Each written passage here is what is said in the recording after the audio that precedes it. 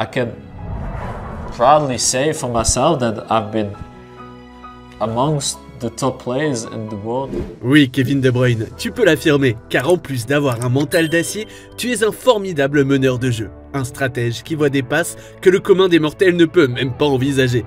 Un chef d'orchestre au tempérament parfois bouillant qui maîtrise cet art comme personne. De génie nerveux à maître à jouer du City de Guardiola, en quoi peut-on dire que De Bruyne est devenu le joueur ultime? Abonne-toi pour avoir le meilleur du foot en vidéo. Dans l'imaginaire collectif, Kevin De Bruyne est un footballeur relativement calme et apaisé. Mais le meneur de jeu des Diables Rouges est un équilibre fragile entre la glace et le feu, un caractère insaisissable qui lui aura rapidement collé à la peau dès son adolescence.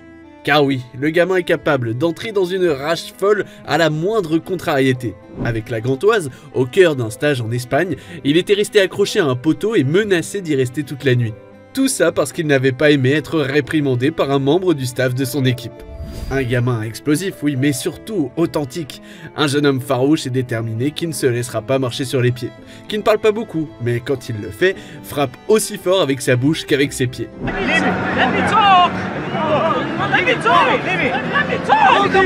C'est lui qui prend la décision de quitter la Gantoise pour Genk à 14 ans. Lui qui permettra à son équipe d'être championne de Belgique un an plus tard, avant de rallier Chelsea dans la foulée. Mais à Londres, la désillusion est grande pour le natif de Tronchienne. Il ne gagnera pas la confiance de José Mourinho et sera forcé de s'exiler en Allemagne. Au Werder Bremen d'abord, puis à Wolfsburg où il explosera le record de passes décisives de Bundesliga. La suite, KDB, revanchard, reviendra en Angleterre le couteau entre les dents, à Manchester City plus précisément. Là-bas, le Belge grandira, non seulement en tant qu'homme, mais surtout en tant que joueur. Sous la houlette de Pep Guardiola, De Bruyne changera de dimension. Il intégrera celle des joueurs d'exception, capables de changer le cours d'un match d'un simple coup de patte. Quality with the ball is, what can I say? A blind guy will realize it. D'un point de vue technique, De Bruyne est un contributeur offensif très complet. Une des premières images qu'on a en tête de De Bruyne, c'est ses passes liftées croisées et les effets qu'il arrive à mettre dans la balle. Les angles trouvés par le Belge quand il est sur le terrain sont d'une précision diabolique, une dextérité telle qu'il donne l'impression d'avoir une main à la place du pied. Comme si ce n'était pas suffisant, le Flamand est doté d'une frappe de balle surpuissante. Que ce soit du droit comme du gauche, son ambidextrie le rend imprévisible pour ses adversaires. Cerise sur le gâteau, De Bruyne est très doué pour tirer les corners et les coups francs. Ces ballons qui redescendent dans la zone de vérité sont un véritable calvaire pour les défenses adverses. Mais au-delà de toute cette palette technique, comment définir un footballeur comme le joueur ultime?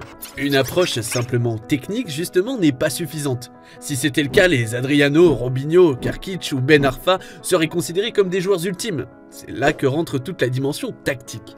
Pour analyser un joueur, il faut se pencher sur son comportement sur le terrain, son utilisation, ainsi que son QI footballistique. Car si le Belge reste assez fragile, le bonhomme d'1m81 a un très gros volume de course.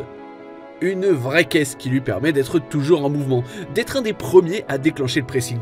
On connaît tous le visage de De Bruyne devenant de plus en plus rouge au fil du match. C'est bien simple, il est l'un des joueurs les plus disponibles, celui qui touche le plus de ballons et qui régule le jeu mieux que n'importe qui. Sous Guardiola, De Bruyne est utilisé le plus souvent comme milieu hybride dans un 4-3-3 avec pour but d'animer son côté droit. En attaque comme en défense, on comprend son impact en regardant ses hitmaps des dernières saisons en Première Ligue. Une intelligence tactique qui le fait ainsi décrocher lors des phases défensives et qui lui permet de se balader entre les lignes lors des offensives. Numéro 8 sur le papier, KDB est en réalité capable de jouer sur tous les fronts. Relayeur, 10, faux 9 et même ailier. Sa compréhension du jeu, largement au-dessus de la moyenne, lui permet d'évoluer partout. Parfois je joue numéro 9, parfois je joue à gauche, parfois numéro 6. D'abord mon rôle change pour moi personnellement, mais ça c'est pour tout le monde. Il suffit de le voir jouer ailier droit avec l'équipe de Belgique pour comprendre le phénomène. Comprendre que peu importe son positionnement sur la feuille de match, De Bruyne agit en fin de compte en tant que vrai électron libre. Un constat encore un peu plus vrai après le départ de David Silva en 2020. De Bruyne prendra alors une autre dimension en devenant si ce n'est le leader du vestiaire mancunien.